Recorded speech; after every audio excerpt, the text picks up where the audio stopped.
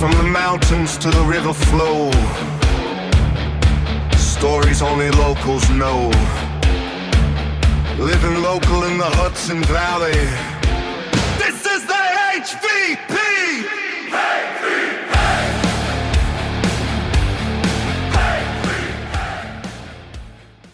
My country, 'tis of the sweet land of liberty, of thee I sing. Land where my fathers died, land of the pilgrim's pride. From every mountainside, let freedom ring. Hi, everybody. Welcome to the podcast, the special 4th of July edition.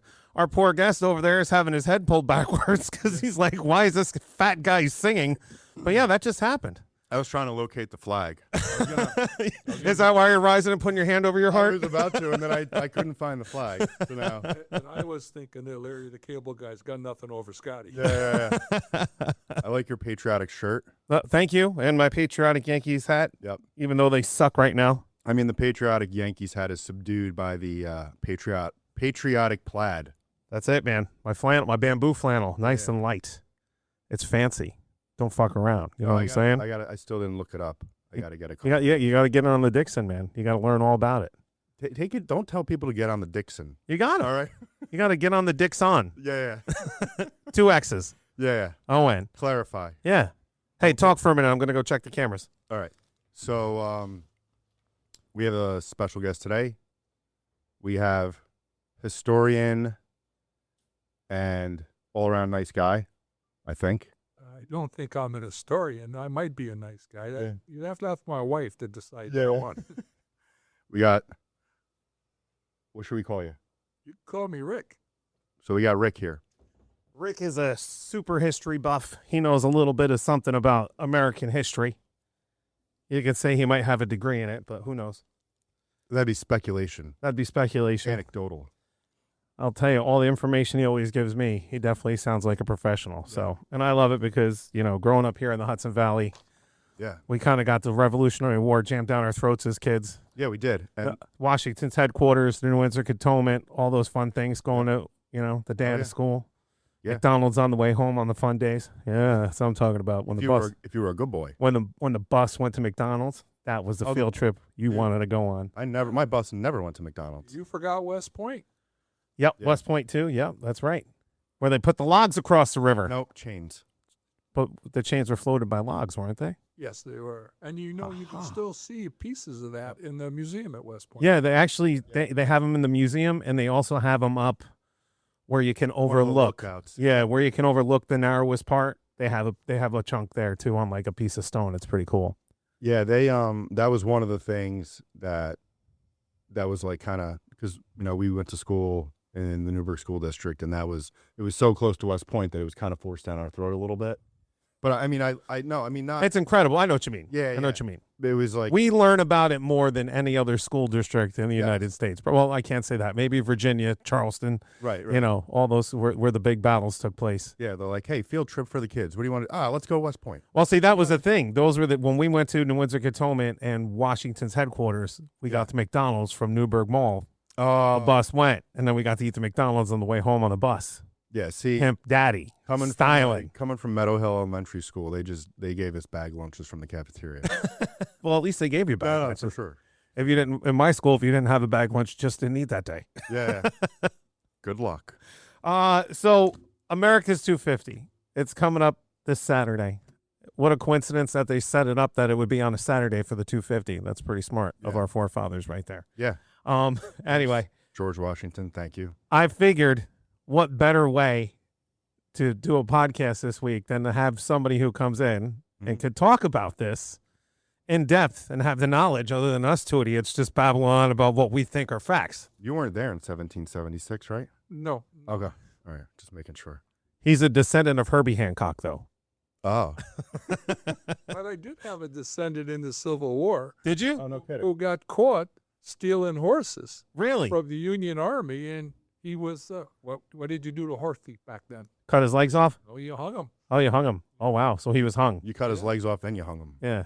And then you kill him. Yeah, that'll fix him. Did you know this? My son, your buddy Big Dill, his family, his mom's side, Robert E. Lee. Whoa. Yeah, crazy, right? I'm like, you're a traitor. You're a traitor to this country. It's in your blood. And how many people know that Robert E. Lee's, let's say, plantation, his mansion, everything there, that later on became Arlington Cemetery. Oh, really? Yeah. Oh, I did not know that. I didn't Oh, look at this. I'm learning already. I knew this was going to be good. Check and check. Check. Arlington Cemetery. That's pretty fancy. Yeah, that's That's awesome.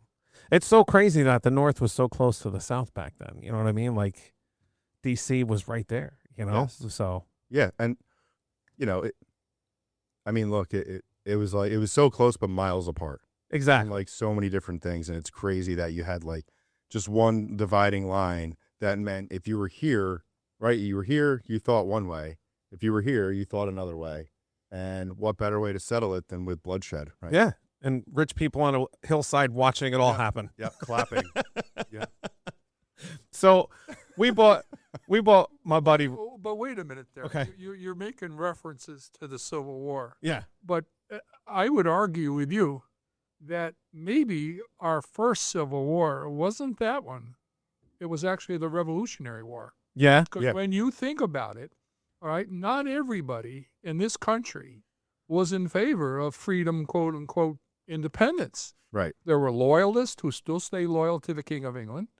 There were patriots, a small group, only about 33%. And then there are those who were neutral. So when you look at this war for independence and freedom, it's how did David beat Goliath? Right. Yeah. And, if you look at just the breakdown, I think it might have been America's first Civil War because we had brothers, just like in the Civil War, fighting against brothers. Do you know that Benjamin Franklin, who signed the Declaration of Independence and was a pisser in his own right in many different ways, all right, his son was a loyalist. Oh, wow. And Franklin was so upset with that, he disowned his son for the rest of his life. And then he went to France and had orgies while he wrote the treaty. I mean, you don't have to, But he may have done that anyway. you can look at the Revolutionary War in the eyes, that I have anyway, saying it's America's first Civil War. I can agree with that. I Yeah. can get behind that. So one of the catalysts to that was the Boston Tea Party, right? Well, yes and no. You have to understand. What I like to say first is that you have to think about the founding fathers. Right. I mean, I'm sure you guys can name a few of them. Give me one, Scott. Founding fathers? Obviously, George Washington, Give me a number two. Thomas Jefferson. I want one from you. Hamilton. Another one. I don't know. John Adams. Yeah, Adams. Damn it. I was thinking of the beer, Samuel Adams. Well, Sam Adams is one too. Oh, yeah. Okay. But I was mixing up Sam and John, and I was like, John Adams doesn't sound right. You're really, I'm short circuiting on a Monday morning. Yeah, you should see me at 4:00, man. I fucking Where's your shine. Jocko? That's the Yeah, problem. yeah, You don't have your Jocko yeah. drink. But Just- these men, these founding fathers, they put a lot on the line. Forget the fact that they have this new novel idea of self-government, okay? They had their lives in jeopardy from the time they signed the Declaration of Independence, all right? You might as well say there was a warrant out for every one of them, Yeah. okay? If they were caught, they would have been hung. This was treason. As far as the King of England was concerned, as far as Parliament was concerned, what the colonies were doing was treason. And it's just all this idea that we have the right, a self-government, that we can take care of ourselves. But, we are, too, if you think about the Founding Fathers, we are a country built on documents. Here's a question for the two of you. Name me those three important documents. The Bill of Rights The Bill of Rights The, is one. the Declaration of Independence and the and the Constitution. And the Constitution. Constitution, yeah. Yeah. And I don't think... I redeem Can you bring this up a little bit? Unless you really, really want to, take the time to research this, that I don't think there's another country in the history of the world that can say it was a country created on documents. Right. If you think about that. Yeah. All right. But these men put their lives on the line because of what they believed in. And as a result, going back to what you were saying now, causes of the war, Yeah. well, we look at the stuff that happened in Boston, because Boston was the head of the snake. Yes. And the redcoats, the king always believed that if you could cut the head off of the snake, then you're going to end this. Right. But what happened was way before then, 1754, 1755, there was a war called the French and Indian War. Yep. All right? And people don't understand that. You think it's the French against the Indians. The two were allies. And the French and Indian War, the French and the Indians against the colonists and the British redcoat soldiers. That war over an area called the Ohio River Valley, all right, cost the King of England $10 million. Wow. Jesus. So now England, with King George III, says it's time to get this money back. And they're also getting a lot of noise, if we could call it that, from the people of England themselves.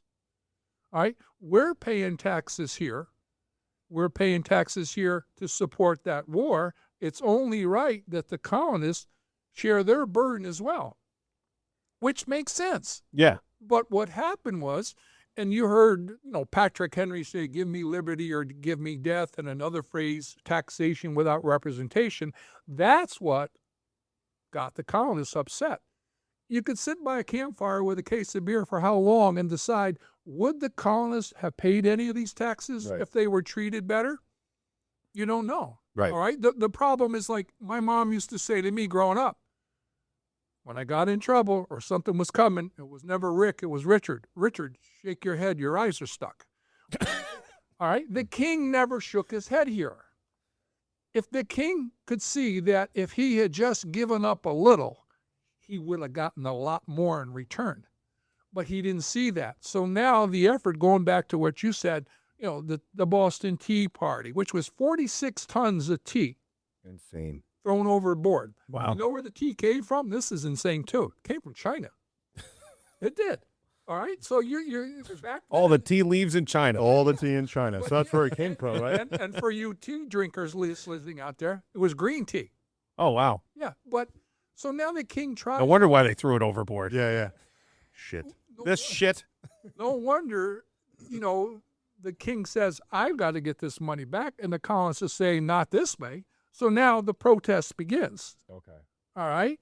And he tried many different things, the Stamp Act, the Intolerable Acts. The one that was a real corker was the Quartering Act. The colonists always smuggled, Scotty. They smuggled all the time. England believed in a term called mercantilism. The colonies exist to benefit the mother country. And if you know anything about the quote-unquote British Empire, England had land all over the world. Yeah, they had India. They had India, they had Australia, they had all different islands here. They had the Caribbean, most of it. All right. Scurvy. So with that in mind, Walk the plank. yeah, Sorry. with that in mind, the colonists would get away. Well, I don't want to say with murder, but they would give the King of England or England in trade. I trade with you, you trade with me. Right. Everything was fine. But then they also would smuggle a little bit on the side, and everybody was happy. But now when the king sees, I got to change this Quartering Act took British redcoat soldiers, about 10,000 of them, don't hold me to the number, but that number comes to mind, and put them especially in Boston. Because again, Boston's the head of the snake. Yeah. Yeah. And you have to now have a redcoat soldier or two in your home at your cost. And not only are they going to make sure that at the custom houses and every other place, taxes are being paid like they're supposed to, they're going to check you out Yep. and make sure that your newspaper has that stamp on it. Or the deck of cards when you guys are coming over to play poker tomorrow night, it's got the stamp on the box. Yep. And that really took the colonists up to a different level. They Burn it down. They just wanted to be heard, but not in the way that the king wanted to hear him. He never shook his head. Well, that's the king didn't want to hear them. He wanted to tell them. Yeah. Yeah. Well, Yeah, yeah. I know. Yeah, but that, and also if you think about this whole idea of freedom and independence was novel in its own way, because I would have to say we were probably the first, not that we were a country, well, I guess you could say we call ourselves the United States, but a lot of times there were 13 colonies going 13 different ways. Right. All right. That the whole idea is just a complete novelty, because if you look at all the other countries in the world before this, what were they ruled by? Kings, Things. Yeah. queens, monarchs. After the American Revolution, 10 years later, what revolution occurs? Come on, guys. Parlez-vous français? Oh, the French Revolution. Right. Oh, oui. Yeah, Napoleon. Yeah, Ben Franklin already left by then. Yeah. Yeah. But the point of the story Orgy's is, over. Gotta go. What happened there? The French were a little crazy. They beheaded the king and queens. Yeah. All right. Religion, the Catholic religion, got tied in too much. And then when it's all over, what do? They give the power to an emperor called Napoleon. Yeah. Yep. So, Seemed like a good idea at the time. yeah, but, the idea that Hindsight. the idea that these founding fathers came up with is really amazing Yeah. when you think about it. Yeah. And again, I know I'm repeating, but only about 33% of the people in the colonies are in favor of it. Right. David, That's interesting. David should have never beat Goliath. It should not have happened then. It's an amazing thing. Well, and it goes back to your point. The simple act of listening to the people that you serve, or that it's really that you serve. That serve you technically because he's a king. Right. But I mean, but if you took a step back and changed your mindset a little bit and were like, yeah, I'm the king, but I serve these people. And a king would never do that, right? But if he just took a little bit, like you said, like move your eyes, look around a little bit and just see, if you give a little, what you're going to get back is tenfold, and 250 years later, you look at where we are politically now, and I feel like now more than ever, although we've ebbed and flowed with this principle for our existence, but I feel like now we're kind of reaching a peak where people feel like they're not being heard, and I just think it's interesting that 250 years later, we're still dealing with the same problems. Yeah. I mean, at a different scale, right? But it's incredible to me. So my question is, we talked about the Boston Tea Party briefly here, but what came first? Was it the Boston Tea Party or the Boston Massacre? That I can't remember. I Been- forgot about that. It's been 20 years. The Boston Massacre, I think, was around 1770. Okay. And there's, you talk about propaganda, and not to belittle the actual event, but it was not what's the definition of a massacre? They killed 6, right? 5. 5? Okay. Yeah, okay. To me, a massacre is let's go find George Armstrong Right. Custer and let talk to him for a bit. Yeah. Right? But that was there was a group, we'll call them radicals, the Sons of Liberty. Now you got your Sam Adams. Yep. Okay. That's right. Paul Revere was in the Sons of Liberty. There's a handful of them. Okay. Okay. I'll get back to that in a second, but since I mentioned Paul Revere in the Midnight Ride, did you guys know there were 2 other guys too? No. Yeah, I mean, Revere got made famous by the poem by Longfellow, but there was a guy named William Dawes and another guy named Samuel Prescott that also made that trip that night. Interesting. That makes sense. So more people could know, right? Right. Cover more ground. Right. Exactly. But with the Boston Massacre, that again was the propaganda of making sure that all of the colonies knew what was going on. Play on words, the wrong word, yes. It was not a massacre by the killing of a large number of Right. people. But and it was also, too, if you read the books, a bunch of guys that are down the tavern having some hot rum, and then all of a sudden somebody decides in March, I think it was, March 5th or March 7th, that they're going to go up to the customs house and cause a little bit of a problem. So snowballs got thrown one way, back and forth, and then all of a sudden shots were fired. 5 people down on the ground. One was the first African American to be killed, a guy named Crispus Attucks. Oh, wow. But Sam Adams and the Sons of Liberty took that and made that information known to all the 13 colonies, because this isn't going to work Right. unless we get more and more support. So the play on words with the word massacre Well, became sensationalism. very, very, sensationalism Yeah. became very, very big and important later on. We just can't call it the Boston shooting. What are we going to call it? What are we going to call it? What are we going to? How That's can we it, but- brainstorm on this? and Let's that- see. How are we going to sell this? Let's see. That's in our nature, right? We still do that. Absolutely. And it doesn't matter what side you're on. Like if one side does it, like it's this extreme thing. If the other side does this extreme thing, like it can't be what it is, right? Yeah. Like we have to take things out of context to make sure we get the message that we want delivered properly.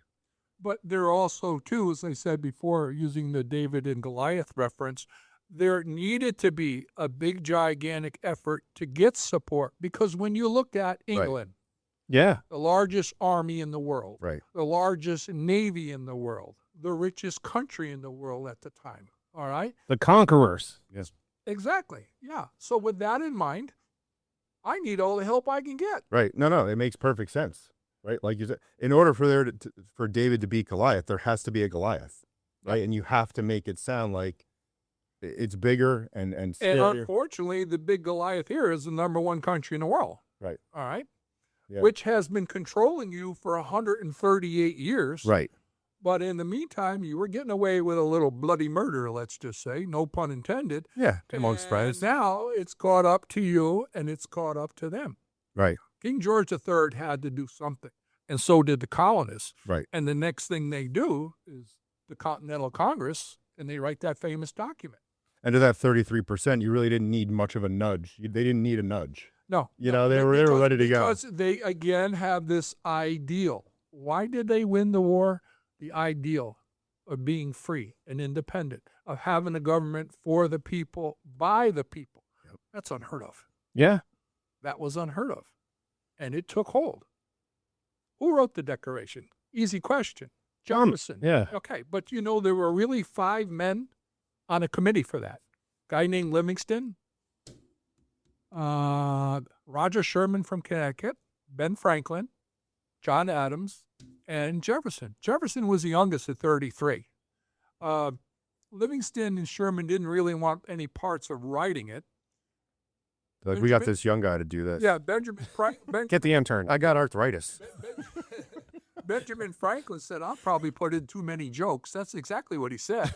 And John Adams said, yeah, I could probably do this. I don't want to do this, and you can be better at it. Plus, my brother's making this killer brew right now. I gotta get back to the stable. Yeah. So with that in mind, Jefferson was given the task. You know, that little elevated desk that he used, you can see in the Smithsonian Institute, Okay. that he used to write on it. It's pretty cool. That's awesome. But when we look at the Declaration, how many people know? And okay, so it says, yeah, you're supposed to be free, or I got these rights. But the Declaration was really divided into 3 different parts. The first part starts with when in the course of human events, which basically Jefferson is saying, when the government doesn't work for us, when it takes our rights away and not protects our rights, we have the right as people to change the government. Yep. Second part lists those rights. Where are those rights? Bill of Rights. Bill of Rights. No. The Bill of Rights will come later. Officer. The Bill of Rights This is will a trick question. It was. No, it wasn't. Only trick to 2 dummies. What are those rights? What does it say in the second part? We hold these truths to be self-evident, that all men are created. Equal. Well, we could mess around with that Right, one. right. 2 campfires in 2 cases of mirror, because in the eyes of a lot of people, yes, we are created equal, because they didn't look at the slaves into that. Slaves weren't considered to be Right. They people were with property. rights. So They were property. We're Yes. buying and stuff, so you're not there. But this is the second part. Basically says that, you know, we have the right, certain rights, unalienable rights, which means what? They can't take them away. Right, they can't be taken away. And among They're those basic rights, human rights.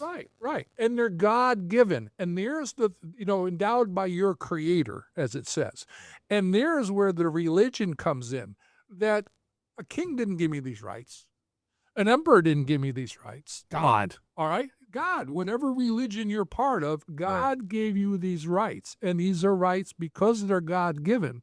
They cannot be taken away. Life, liberty, and the pursuit of happiness.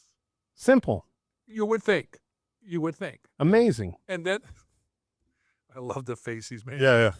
But then you would think, and then the third part is just a list of grievances against the king and England for what they're doing to them. So you're saying Thomas Jefferson created Festivus? Is that what you're saying? I'm not saying. He aired his grievances. Yeah. The rest of us. All right. But the original copy of the Declaration, which I think is in the Congress's library, you can see he originally had slavery mentioned. I think it was like 168 word paragraph or whatever you want to call it. All right. He mentions about slavery and about having slavery, Oh, eliminated, so to speak. But when Congress went through the original draft, they tore the draft apart, to his dismay, so to speak. And there were different reasons for that, for the slavery. One was the South. Tobacco. Well, whether it be tobacco, cotton, or whatever it was. you need them on board. Georgia and South Carolina, especially, Yeah, the you two biggest slave-holding states, Yeah, you- said, no, you can't do this to us. Right. They're not signing anything. No, yeah, our economy's going downhill. Right. You can't do that. Yeah. And then, believe it or not, the northern colonies, they weren't in favor of it either, because the merchants and the shippers and things like that, the traders, the slave trade was important to them. Right. So he wasn't going to get support from the North, let alone get anything from the South at all. So it was, taken out of the Declaration, and later on they signed it. But remember, the Declaration actually was approved on the 2nd. We celebrated on the 4th, but it really didn't get all solidified and everybody signed it till later on in August. Okay. I think the last man who signed it, I don't remember his name. I think it was around August 8th or something. But it took some time to get everybody there. And also, as I said before, every one of those founding fathers had a price on their head. Oh, yeah. And then I'll give you a little local trivia. In Goshen, during the late 50s, 60s, and the 70s, there were two hardware stores. Gargiulo's Hardware and Hopkins Hardware. Okay? Okay. Mr. Hopkins, Henry Hopkins, was the owner of the Hopkins Hardware with his son, Steve, who later on took it over. And he was also the mayor of Goshen. Okay. I remember a new cop getting new policeman trying to do his job, didn't recognize that was Mayor Hopkins' car out front and gave it a ticket. Oh, God. He didn't last more than a week. He was Yep. gone. But the point of the story is, if you look at the signers of the Declaration of Independence, Stephen O. Hopkins from Rhode Island signed the Declaration, and he's a direct descendant, or they're direct descendants of him. Oh, wow. Yeah. That's cool. Yeah, this. I would be proud of something like that. Yeah. Not many people can say that. Yeah. Or that they fired a cop for putting the ticket. Actually, there's probably a few politicians that could say that. Or at least made life miserable Yeah. for them. You just brought up that the king had ordered the redcoats to live in people's The homes. Quartering Act. Yeah, the Quartering Act. But we have an actual one of our amendments. I think it's the Third Amendment, right? Where Counters that. yes, Right. yeah, Counters that. Yeah. Well, a lot of there you go. See, coming back strong. Nice. A lot of the states would not approve the new Constitution unless their rights that they felt that they Right. really fought for. Right, and we're represented. Right. Yeah, No searches without a warrant. They're, Right. they're, Yeah, there's okay, the those Fourth- different that's kinds Fourth of things. Amendment, yep. Right. Right to a speedy trial. Trial. Right Yep. to a lawyer. These are a lot of things that weren't given. Right. You know, the Boston Massacre, those soldiers, 6 or 7 soldiers that fired on that group, they're put on trial. Okay. It's going to blow your mind. You know who defended them? John Adams. Oh, okay. Here's the I was going to say Alexander Hamilton, but no. Right Here's, church, wrong pew. here's a patriot. Here's a patriot that defends the redcoats because he believed that they should have the right To a fair trial. to a fair trial. Because Okay. those were principles that they all believed in. right, and you had to give it. Right. Yeah. Yeah, it doesn't matter what side you're. And look, there's a lot of in my line of work over the years. You have lawyers fresh out of law school, right? And what's one of the best places to cut your teeth when you come out of law school? The DA's office, right? You can do internships. It's public service at its finest, really, if you're a new lawyer. Yep. And most of them do it. right, no, exactly. You said doo-doo. But so most attorneys will start there. And I remember when we were young, ignorant cops, a lot of us were like, "Oh, they're leaving to go represent the other side." But it's not one side or the other. It's just zealously representing or defending a client and making sure that they're given a fair trial. So it doesn't. I understand, and I have friends that I worked that were police officers with me that went to law school, and one of them just defended Edward Holly, who represented, who Edward Holly was acquitted of the murder of Megan McDonald. But, when I remember when he first started doing defense work, we were kind of like, huh. But to your point, you take that oath and you have this ethical obligation, and that's important. Does that exclude the Lincoln lawyer, though? Yeah, it excludes the Lincoln lawyer because he's not real, Rick. He's pretend. Hey, right, and Santa doesn't come either. But, and a little more trivia. There were 200 copies of the Declaration printed by a printer named John Dunlap. Washington had the Declaration read to all his troops. In 1989, in a place called Adamstown, Pennsylvania, someone bought a picture frame with a picture in it. When they took it apart, there is one of the original of the 200 copies. Yes, I heard that. Oh, wow. I heard this story. Now, here's the corker to this. It was bought by the TV producer Norman Lear Oh, okay. for $8.1 million. Wow. That's what he bought it in auction for? Fucking making it Wow. rain. $8.1 million. Imagine having $8.1 million. Especially back then. Right, to fucking to buy. But it was Norman Lear. I mean, he Right. produced everything that was good. Right, he had that in his pocket. Yeah. Wasn't he all in the family? Yeah, I was going to say, yeah, Archie. So Yeah. okay. Yeah, but there's one for you right there. And the other thing, not that it matters, because you see the signs in Middletown, coming in town, fireworks are illegal. We spend over $1 billion a year on fireworks. Yeah. For the 4th of July. Thank God. Yeah, man. I'm happy we do. I'm sad we can't shoot them off here in Middletown, but I understand. People have Yeah. close housing. Yeah. So you don't want your roof on fire because your neighbor's a moron. So I get it. I understand.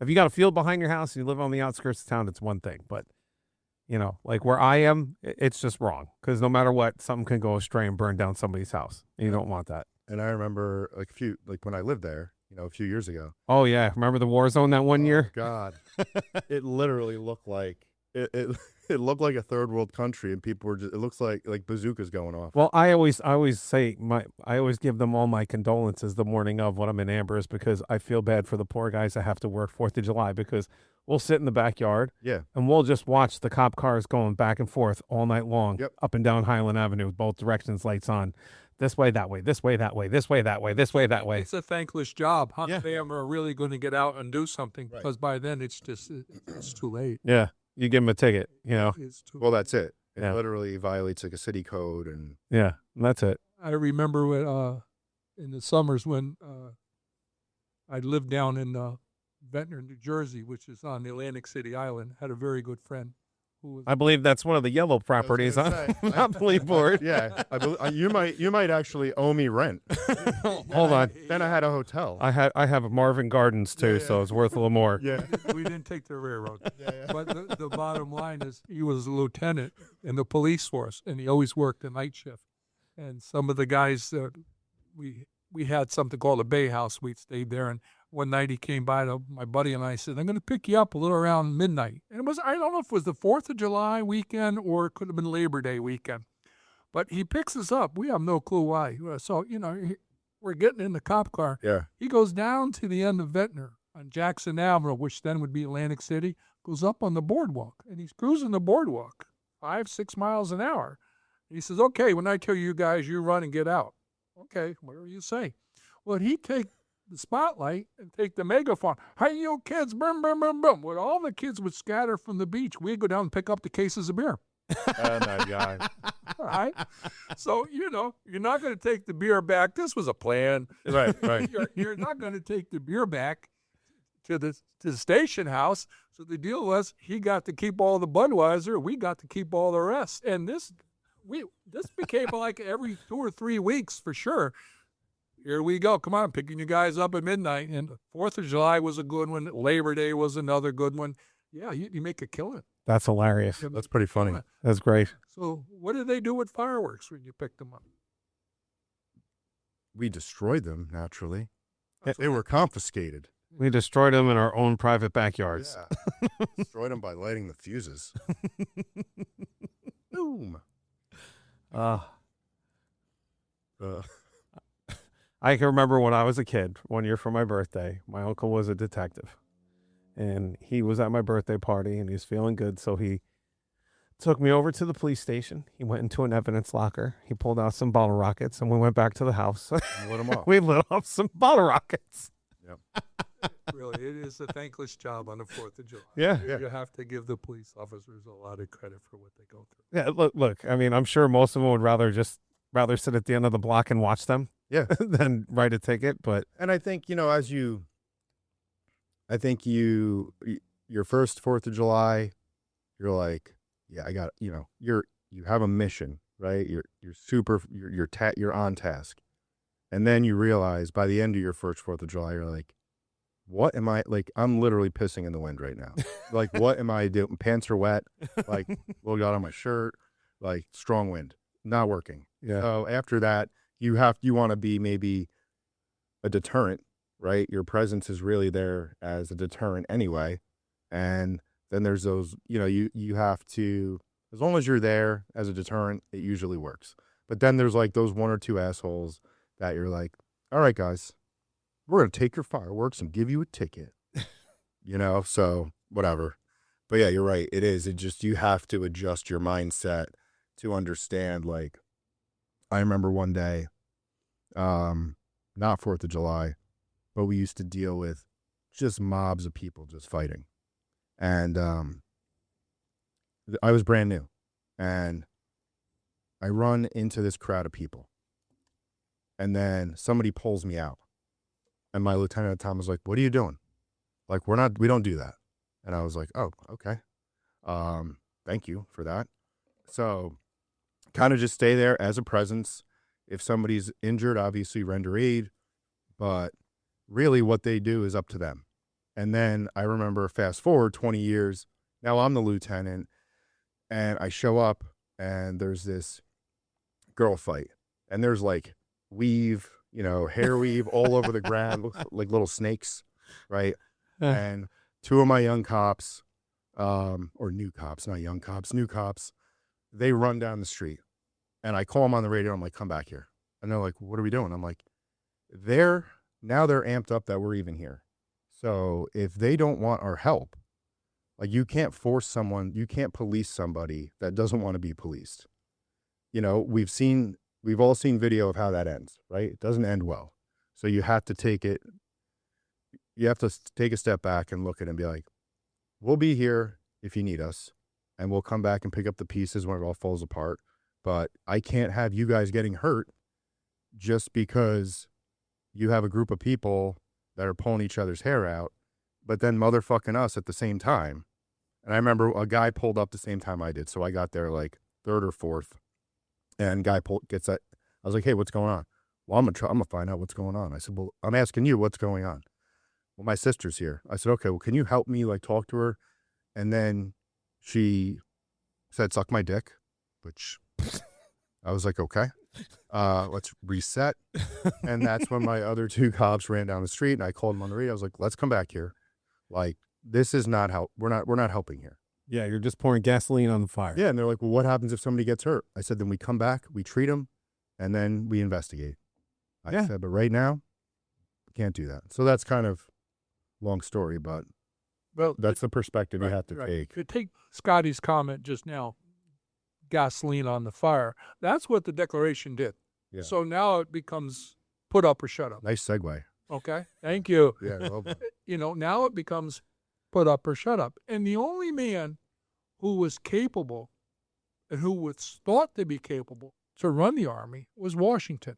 And Washington wanted the job, believe it or not. When the First Continental Congress met, when the Congress got together, okay, we've got to do something here. Now, Washington shows up in his military blue uniform that he wore during the French and Indian War. Hey, here I am. I'm your guy. I'm him. All right. I'm him. I'm the man. So Georgie got the job, hands down. And he wanted the job, as I said. I don't think he had any clue how difficult it was going to be. Again, forget the fact that he doesn't have everybody's support, but there's a lot of other obstacles that got in his way. But the man was truly a magician. What was his army? Farmers? Right. Yeah. Hessians at the end. No, the Hessians were on the redcoats. Oh, whoops. Yeah. All right, yeah. Farmers, shopkeepers. That's a mistake. All right. 1 for me, 0 for Scotty. Yeah. He didn't have much of a crew. You might be up 5-2 on us or 4. He didn't have much of a crew, if I could use that phrase to start with. Plus, you got to remember, these 13 colonies weren't really united. Right. They each had their own militia. And they had their own But- interests. right, yeah. And God forbid that they would work together. Right. I'll protect Virginia, but I'm not going to take my militia and go protect neighboring Pennsylvania or Right. Maryland. It's just not going to happen. So he had a lot of obstacles in his way to try to bring these guys together, plus the fact not everybody's going to stay. All right, I think the term of let's call it employment was maybe a year at the most, and then they could pick up and they could leave. So he never knew what he had coming and what he had going, but he was truly a magician. And what are you going to get? I'm 16 years old. I Right. can join. I'm getting paid $29 a month if I get paid. Right. All right. So, he did an amazing job. And 2 great examples of that, I think, is the Battle of Long Island. All right.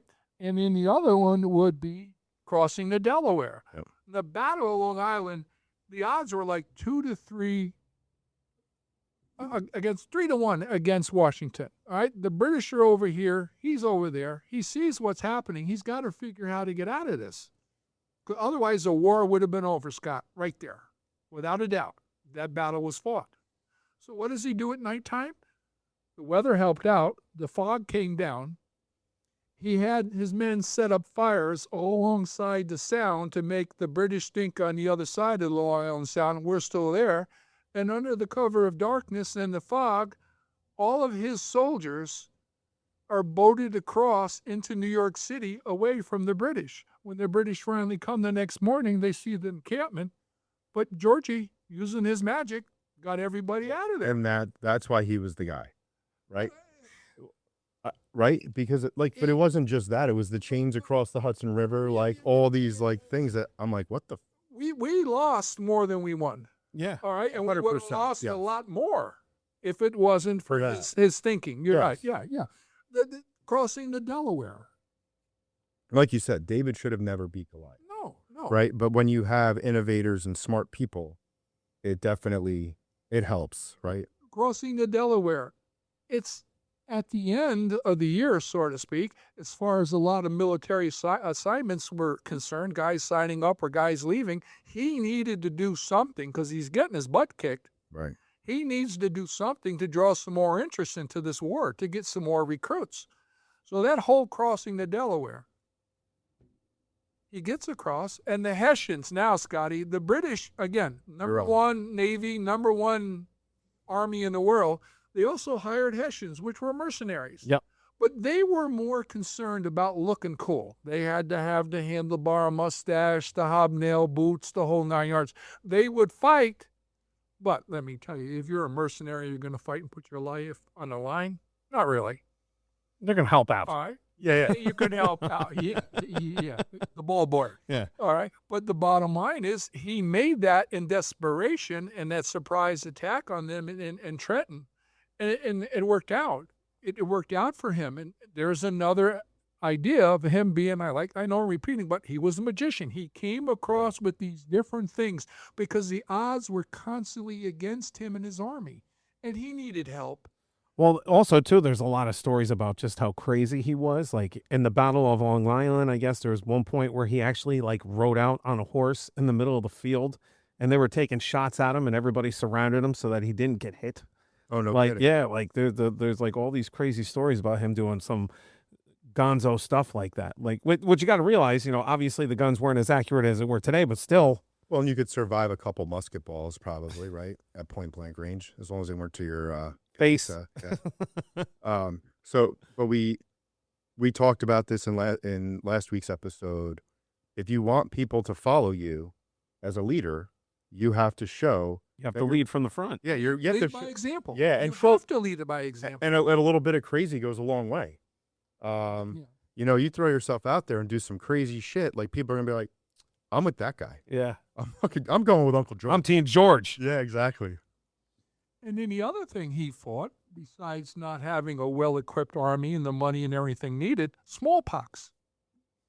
At one time, Washington's army was losing about 17% of it because of smallpox. Oh my God. And then he turned around and insisted, again, thinking, everybody get the shot. Yeah.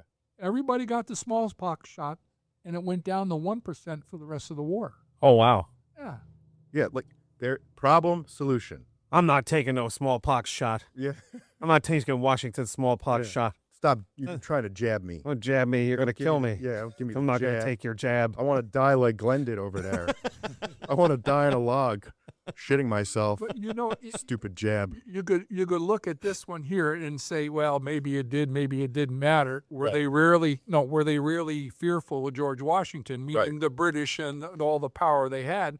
They actually had a plot to assassinate him, Yeah. and they involved a guy named Thomas Hickey, who was one of Washington's aides. Oh wow. All right, it was discovered, and Hickey was hung. But here, you would think that this is going to be over in a heartbeat, and it wasn't. So now the British are saying, well, what are we going to do here? All right. Oh, you meant hung. I thought you meant well endowed. He was hung. Okay, I got it. I'm sorry. I was like, what's that have to do with it? I get it now. I'm an idiot. I'll change it. He was hanged. Yeah, there we go. All right, way better. I know Way what better. my mind is. All right. But, you know, again, this man survived all different kinds of things Right. Yeah. in order to make this happen. Well, and they knew he was such a menace, right? And he did so many crazy things and survived them. They were like, we have to come up with some unorthodox methods here to try to eliminate this problem.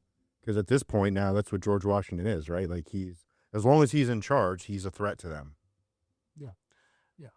So at what point did the British decide to go? I guess Washington's the one that forced their hand. That made them go with the three-prong attack, where they sent Gentleman John Burgoyne. We'll come to that. Okay, we're gonna get Yeah, there. Okay, yeah, all right. okay. I'm a big fan of him. That's why I'm But asking. see, but I was going. Yeah, I understand that, Gentleman Johnny. they Yeah, call him. Gentleman John. Yeah, He caused British to war. I think you know. Well, he had a couple wagons with just every and anything in it. Yeah, to his live dogs. That life, and he wanted to stop and drink champagne. And his have the silver- table, yeah, yeah. the whole 9 yards. He's fancy. But I like to say, and Scott's referring to, as we just said, the Battle of Saratoga, which a lot of people say is the turning point of the war, and we could talk about that in a second. I think that Valley Forge is the first turning point. Oh, absolutely. He's only got X amount of guys left. And you know the story. There's nothing on their feet. They're That was not winter eating. time. They're Yeah, they're doing okay. this. They're doing that. The whole 9 yards. Those men who survived Valley Forge were, what do you want to say? They believed in the cause more than anything. All right. Yeah. They were obsessed with the idea that I'm going to survive this, stay here, and then continue to fight. And that's what he did. That's what he had. All right.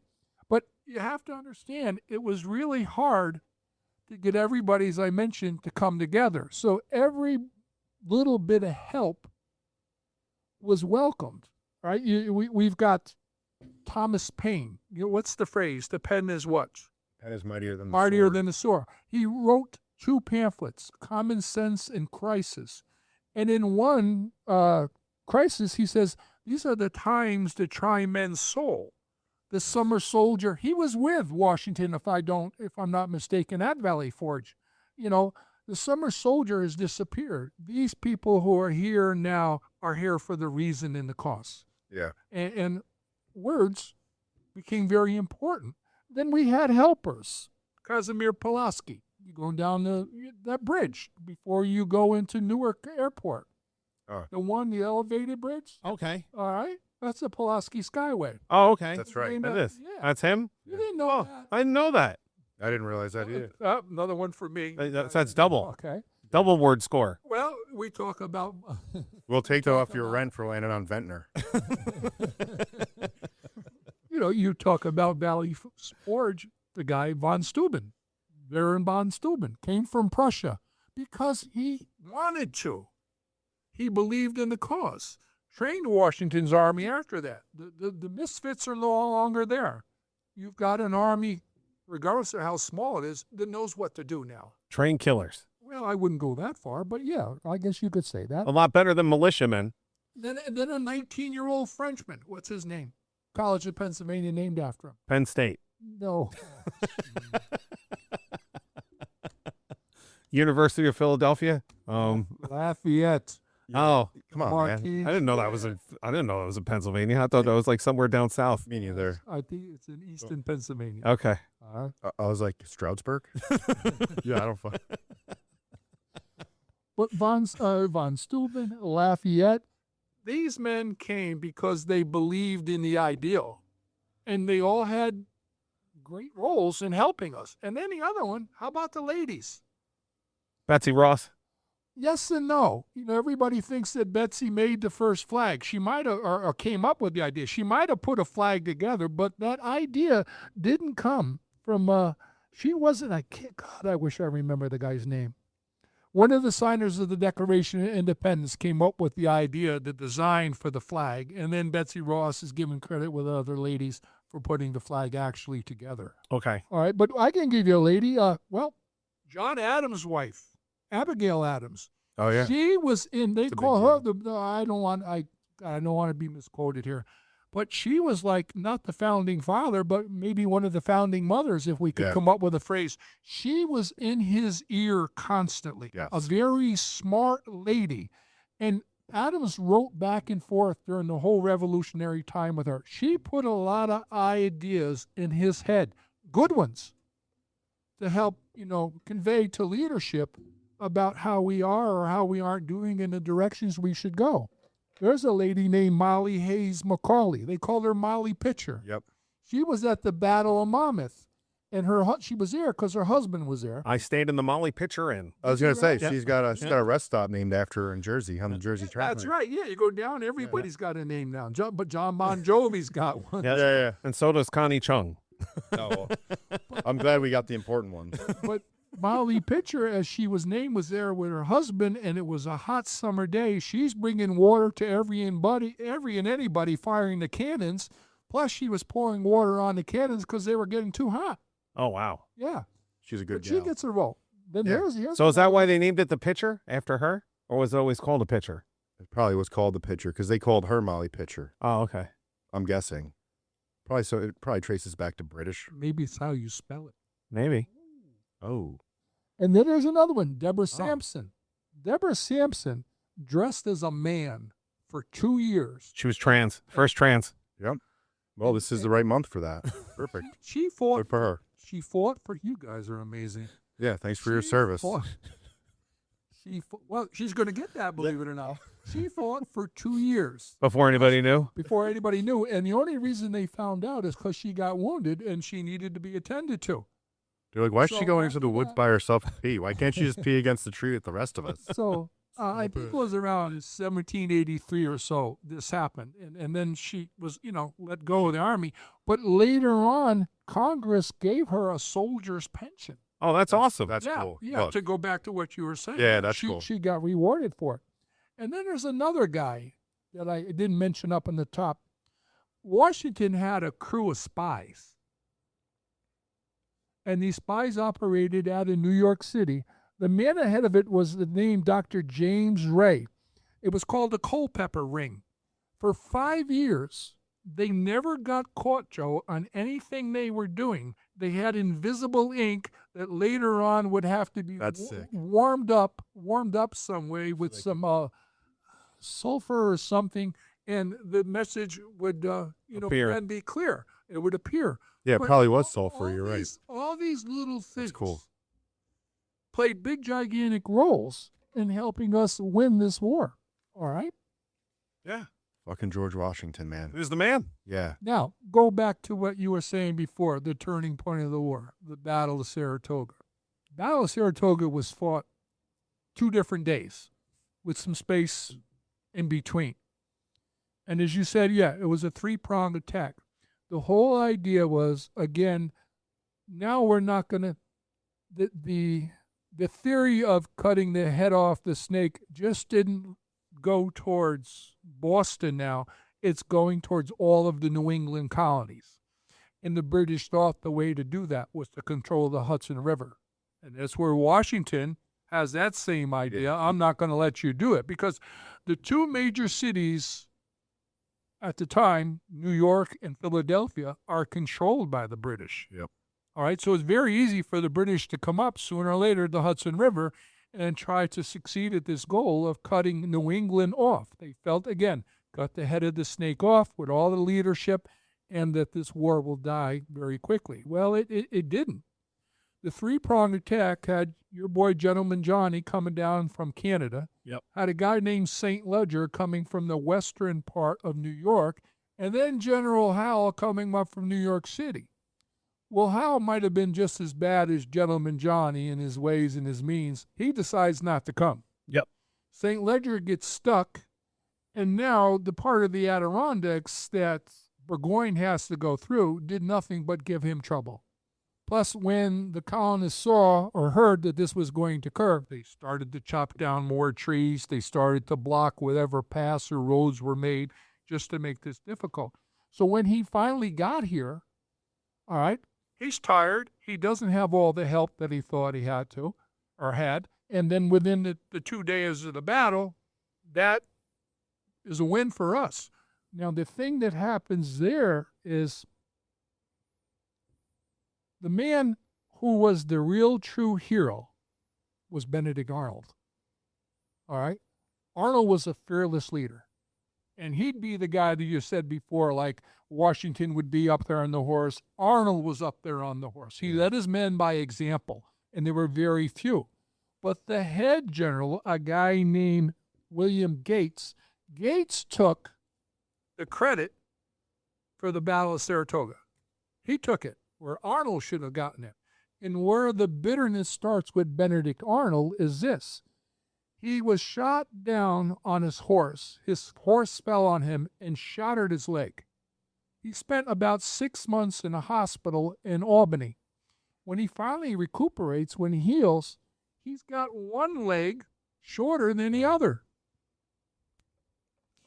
And he's pissed off. I would be. Because he goes to Washington on Washington's call, and Washington thanks him for his leadership. But in the meantime, Arnold says, is that all there is? Yeah, look at me. You know, I Silly leg. risked my life. Now I've got this problem, one leg longer than the other. I wanted rank. Yeah, now I can't even jump rope. He wanted his rank. If he could get, that would be his reward. Well, yeah, that's a lot of these guys do that because they're ego driven for the next big thing, right? So Yeah. And so when Burgoyne surrenders, and he surrendered a ton of stuff, over 5,000 soldiers, 42 cannon, muskets, and even some of your Hessians, Scotty. All right? It's big. Yeah. But it's also big because now France says, yes, we do. See, France was helping us out a little bit. But now France says, yes, there's a chance because of what Burgoyne gave up and the leadership, we can win this war. So France becomes our ally, but that will take close to a year. For them to organize and get over here. Yeah. But also what it did was the Netherlands started to help us out, and Spain started to also become an ally too. But the French were the biggest here. But you got to remember now, Arnold's as bitter as can be, and that's why he's going to turn traitor. Yep. And that's where that, Don't be a Benedict Arnold. don't Exactly. be a Benedict. Kids today will never have no idea about that. Nope. They don't get it. No. It's up to us. Yeah. Got to teach them. We got to hold it down. Yep. Again, David beats Goliath. Yeah. How's it happen? That's pretty cool. Because we were meant to be the greatest country in the world. America. That's why. It was written. So shall it be. What's the last major battle of the Civil War? What's the last, you got me thinking, what's the last major battle of the Revolution? Is it Charleston? The fall of No. Charleston? No, but you're getting close. Is it Virginia then? It's someplace in Virginia. Richmond. No. No, it's it was It's the big swing. Appalachia. Yorktown. Oh, Yorktown. The Battle of Yorktown. okay. Now, what's odd about the Battle of Yorktown is, all right, now we've got the French Navy and we've got the French Army. And you got to remember the French and the British were Hatfield and McCoy for years and years and years. These guys just did not get along, these two countries. So France relishes the idea that we can put the zap on the British. They really do. The leader of the French army was a guy named Count Rochambeau. He and Washington, with all their troops, are up in Newport, Rhode Island. Okay? I'm not gonna say it. Now that Washington... No, go ahead. I'm sorry. I'm a fucking child. I'll Rochambeau you for it. So, you ever heard of South Park? Yeah. Okay, so Cartman used to. That was an episode. Yeah, they said I'll Rochambeau you for it. It meant they had to punch you in the balls, I think. or They were something. kicking each other in the balls to see who could take it. Yeah, to see who could take it. So, yeah. Continue. Sorry. Yeah, We're am I children. here? Why am I here? I- Don't To know. straighten us out and teach us some history. So anyway, Washington and Rochambeau in Newport, Rhode Island, they're as strong as George is ever going to be. Okay. Washington wants to take this strength and take back New York from the British. Rochambeau counters that and says, no, we're going to go to Yorktown. Rochambeau had known that Cornwallis, the leader of the British Army, was on a peninsula there. So if you surround the peninsula, you do what you're supposed to. He's trapped. Yeah. But now it's a race because a message has to be sent to the French Navy, which is down in the Caribbean, or the Caribbean if you got money like Joe. Yeah. All right. All right. The message has to be sent for the Navy to come up, and the British are sending a message for their Navy to come down. So it's a race between the two navies. There is actually a battle between those two navies So who's gonna get that there? doesn't involve the Americans at all, and the French win. So with that in mind, now the peninsula is surrounded by water by the French Navy. Rochambeau has persuaded Washington, no, we're going to make this trip. I'm trying to think of how far that trip was. It was about 680 miles. Wow. 700 miles. On a horse. Yeah. Well, some the on water. horse, some on horse, some on foot, all the way down. They put everything together. The Battle of Yorktown takes some time, but finally, we're going to win the battle. And the Battle of Yorktown did for Alexander Hamilton what Saratoga did not do for Benedict Arnold. For the longest time, Alexander Hamilton was, we'll call it, one of Washington's right-hand men. In his camp, wherever he went, Hamilton went. Yes. Hamilton did the writing. Hamilton did this. Hamilton did that. He did the rapping too. What's the hype? Exactly. Okay. But Washington knew that Hamilton was itching to get out into the field. So he gave him a job. I think, what do they call them? Ramparts? Yeah. Yep. Right. Ramparts. Several ramparts were built. Oh, the ramparts. We did wait. Red glare. Yeah. Hamilton Yeah. had the job of taking the last one. And he led his men by example. And then they win it, and it's just a matter of time. The Battle of Yorktown is over. Hamilton got the recognition and the ranking from that Benedict Arnold obviously never got, and that's why he turned traitor. You guys know the name of the ship that Arnold met with, the English ship? No idea. The Vulture. Oh, that's awesome. Yeah. The Vulture. And who was the guy right off the corner of West Point that he met? Do you remember that? Major John Andre. Ah, didn't know. All right, I I'm going to never- come back and text you guys on this in a couple of weeks. All right, sounds good. I Yeah. notice nobody's taking notes. I Well, So- this is a steel trap up here. So now, It's leaky. when the war is over, and the surrender occurs, Cornwallis refuses to attend to surrender. He's not going to hand his sword over. He sends someone to do it in place of him. God, what's the guy's name? O'Hara. Cornwallis sends a guy named Charles O'Hara in his place to hand over the sword for surrender. Well, when O'Hara goes, this is we would say, Yeah. when he goes to hand the sword over, he doesn't go to hand it to Washington, the leader of the colonial army. He goes and he hands it to Rochambeau. Then he gets kicked in the road. Rochambeau Says no. says no, Give it to and Washington. he points at Washington. So now, George being George, the guy goes to hand the sword to George. He says, "Kneel." George says no, and he winds up handing it to a general named Benjamin Lincoln. Oh, wow. But that's how bitter it all ends. Wow. And there are some battles that are still going to occur because, as you know, communication was rather slow back then. Yeah. No wonder that's. Right. Just like the thought of 680 miles or whatever it is, it's insane. Like you think about how long it took to get, like these plans get laid out, and then for execution could take like a month or a year. Yeah. It's just bananas. The war is over. Now war's And over. the Treaty of Paris ended the war, 1783. So now the real fight begins.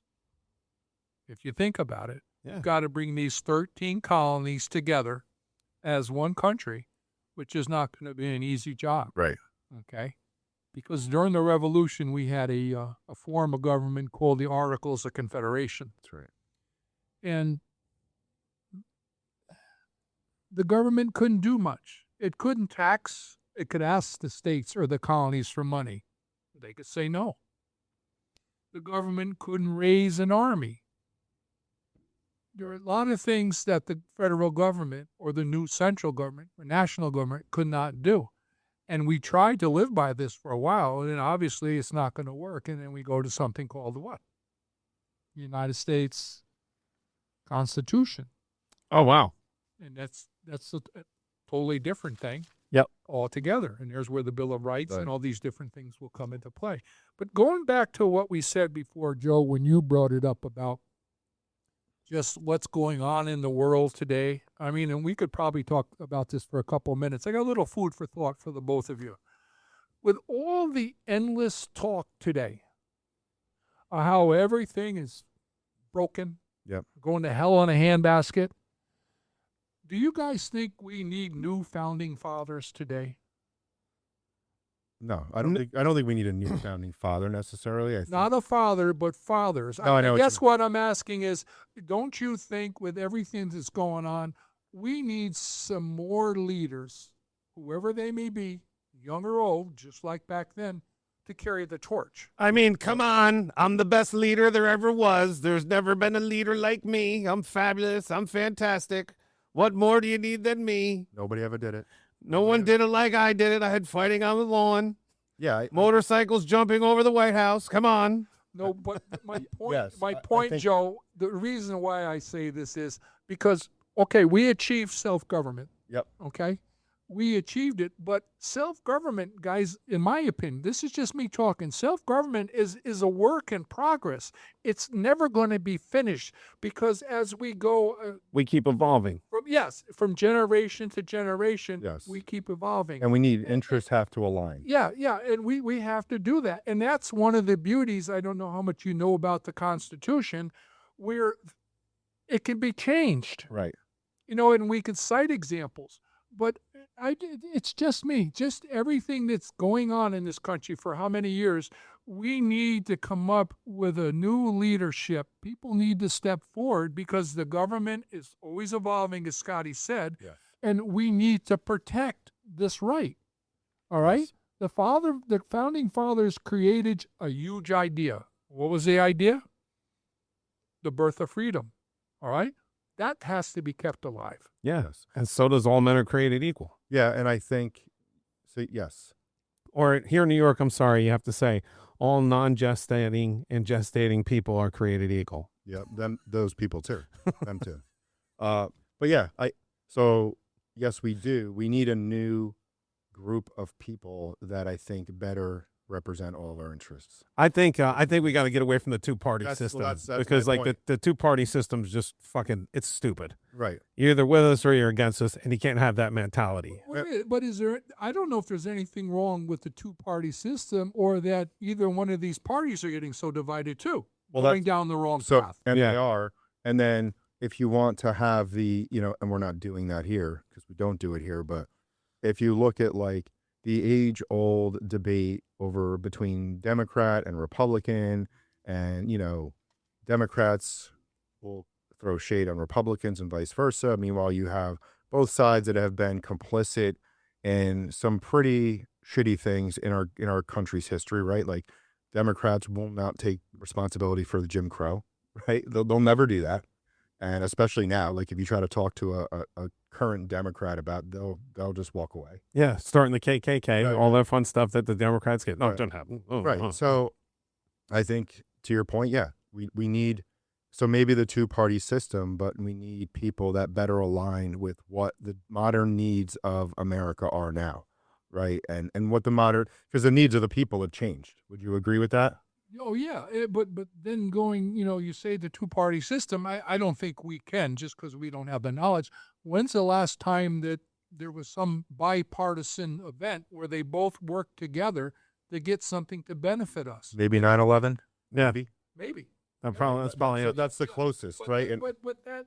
right. Well, that no. And that we're up against the wall. You know what I'm saying? We were forced. Well, Yeah. they couldn't. Nobody on either side of the aisle could say no, because if you were the person that, and they tried, right, with the Patriot Act, Yeah, right? They wanted to. They blasted Bush for the Patriot Act, which, and now you have people that say that we're in a surveillance state or a police state, which well, that's gonna happen. That's gonna happen worldwide with AI. But the one thing that I do have to bring to light, and it's only because it's been present now in my social media feeds for almost 2 weeks now. What's going on with the World Cup? You have all these different people from these different countries here in our country right now, and if you watch the videos oh, you sent me that one. that Said the, that these people are making, we're all just basically fucking idiots, because these people are coming over here and they're seeing the regular people like you and me just interacting Yep. with people on the street and having fun at the game and at the bar and here and there. And every one of these people that's coming over here, there's not a single person complaining about America, and they're all saying we've been lied to. We were told by our media that America was shit, and you got all these problems over here, and it's not safe. He's like, and here we are. We're all here. We're all brothers and sisters. This place is amazing. You guys have some stuff that we only wish we could have. America isn't half as bad as what they said, and it's amazing. And ranch dressing's the best. And like the one guy made the point, he's like, because this one gentleman made a video and he made a reference to the ice at Sonic, which is like those little round balls of ice. They don't have that in England. So this guy was amazed by that, and he went and made a simple video, and he capitalized ice. So you had all these people who are on the opposite end of the ice protest stuff commenting on his thing, and he goes, America would be great if you guys just kept the politics to yourself. If you want to talk politics, go talk about it. You're like-minded friends. He's like, but for you to have to identify as this is me, you said ice and you can't say that. You can't capitalize that. We don't do that here. Well, no. he doesn't know that. He doesn't know what you're talking about. And like he said, if everybody just acted accordingly and was the person they were and didn't feel the need that they had to identify by which side of the aisle they're from, America would be fucking great. So, and to that point, you have a lot of people, regardless of what your thoughts or opinions are, they have this pride for America, right? But they have this pride based on an idea of what they think their America that they live in should be.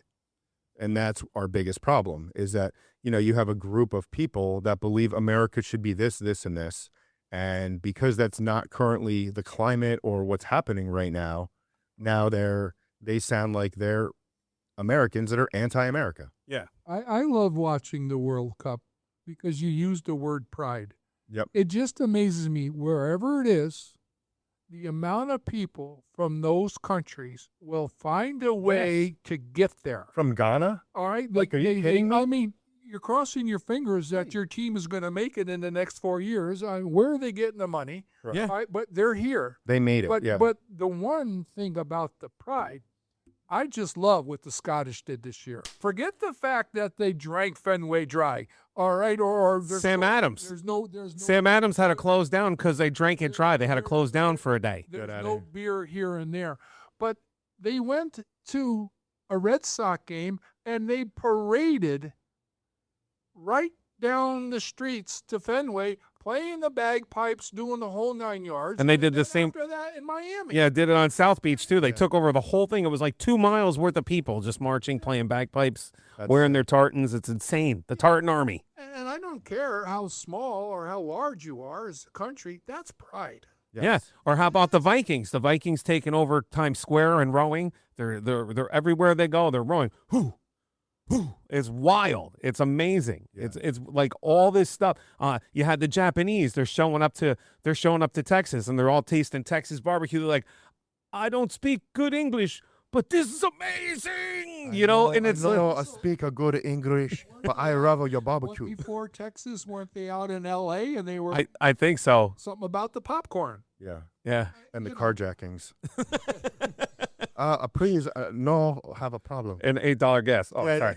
But that is a great example. The World Cup Yeah, the World Cup's insane. Yeah, so is pride. Yeah. It just and you think about what we bring to other countries, right? And we bring our ignorance, our infighting, and negative attitude.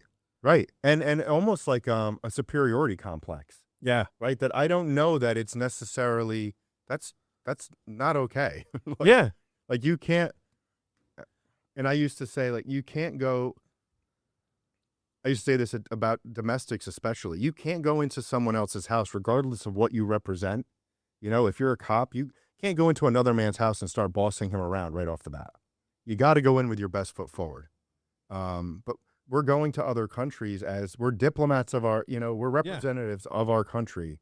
And we're going over there and we're basically going over to shit talk how bad our country is. Then you have all these other people from all these countries around the world coming to watch soccer, and they're like, what?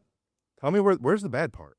Yeah. Yeah, where's the part that sucks? Because you guys have been talking about this on social media and in person, and it doesn't seem like a bad deal to me. Like, I don't, if people could just learn to people again instead of like having to identify with politics and what side of the aisle they're on and what their sexuality is. Like, these are the things that don't matter Right. anywhere else than other than here. And they only matter to the people that you're screaming in the echo chamber with. Like, I could care less. To me, it's real simple. We got to go back a handful of years. Yep. Rodney King. Why can't we all just get along? Exactly. And when and what caused us to get away from that? Yeah. It's not just with the leadership of the country now or the leadership Then before that. What caused us to get away from that? Yep. Well, it's because now we all have to identify by our sexuality Yeah.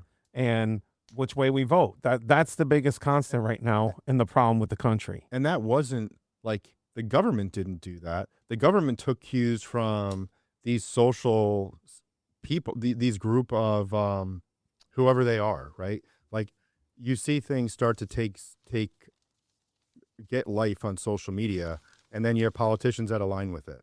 Yep. So it's the opposite now. So we're not taking direction from our politicians or from our leaders.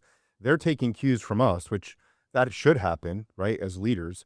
But they're using it to capitalize on these small groups of people and then sensationalize it again and make it bigger than it needs to be. And also, too, I can say this because I lived it. As a child, okay, I remember I went with my mom to like vote, right? I was like in kindergarten or something.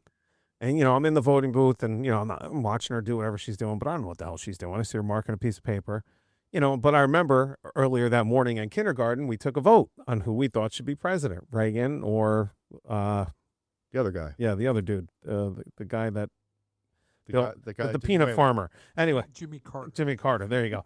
So, I get out in the car. He's like, geez, Mom, who'd you vote for? And she's like, none of your business. And I was like, what? Yeah. And that's just the way it was. My And mom did the somewhere same thing. along the line, maybe it was probably 9/11, everybody started getting polarized by which side of the aisle they voted for. That's when things took a swing. Well, and social media definitely didn't help it. Like, Exactly. social media has been like a poison. It's good, but it's bad. Correct. Like, listen, as bad as social media is, I built this business on social media. Yeah. Scotty's Barbershop is here because of that. And again, you know, we talked about that last week too. Like, there's great things about social media, yes, but there's this, the over- echo chamber. yeah, this overshadowing of the negatives. So you have to, I think it's incumbent on you as the person to take a look at social media and say, I choose to use it for this. I don't choose to use it for the toxicity and, like you said, the echo chambers. Yes, just to hear that I'm right. Yeah. Just to hear that my opinion matches your opinion and that we're right and you're wrong. Yeah, you're in a room with 5 people. Like, Yep. 5 people think you're right, but the rest of us think you're a complete idiot. So maybe not to the example that we have today, but we've always had that ability to influence others in a negative or a positive way. Yes. I mean, go back to the Boston Massacre. It wasn't a massacre, right. but social media at that time Made it. made it that way to spread to the other 12 colonies to say, hey, come on. But Get on board. yeah. Get on the A train for America. But going back to what we said, when's the last time that we were bipartisan, where you actually could see the two parties working together for the same cause? The cause was the people, the Yep. country. And we don't got- do that anymore. Yeah. It just doesn't seem like it's put forward. as No. first. No, Right. you're 100% right. And it's sad. It's very sad. Thank you. Thank you for your time today. I hope you enjoyed it. Yeah, this Uh, was great. I enjoyed hope it. you had a good time. My plate is full. This is everything I wanted it to be. I knew you were going to knock it out of the park. Yeah, this This was big. He promised me smoked wings. he's a man of his word. We'll get him. We'll get him. Don't you worry. We'll get them smoked He wings. makes great smoked wings. Have you ever had them? No, Well, okay. Well, there you go. You better I'm the get some king of the expert. smoked wings. King of the wings, King of the smoked wings. smoked wings. We rub him. He won't. He won't even take the sauce. Oh, really? Okay, he won't even take the sauce. No, I want them raw. Okay, you can have them. They're good. They're good. Nice and flavory. But, that's what happens when you get a smoker and you get to mess around a lot. So, Rick, I can't thank you enough, buddy. You're welcome. If you want to be a guest like Rick was, just reach out, hvp.scotty@gmail.com and hvp.joey@gmail.com. Instagram. _HVP. And now on the YouTube. On the Scotty YouTube. figured out YouTube. Woo, woo. Yeah, if you guys check out YouTube, I saw that there was 1 episode, but Scotty surprised me this morning and said that he uploaded 4 more. Yeah, so it's the mayor, Todd, Echo Fields, Bubba, and Tina. Eat the ham. Yeah. Yeah, I said it was funny. Ready for this? I sent it to her, because she was the second one I made. Yeah. And so I sent it to her. I sent her a link. And without even checking what the link was, she writes it back. She goes, "Oh, I think I'm all caught up, but, I'll try to check this out later." And I said, I'm not that kind of guy where I just send you something to put myself out there. I was like, this is your episode and it's now on YouTube. And I thought you should know and be able to see it. And she was like, "Oh my God, thank you. You're the best." Heads up. Yeah. So again, thanks for listening, everybody. Happy 4th of July. Yes. Happy 250. USA. USA. USA. USA. See ya. From the mountains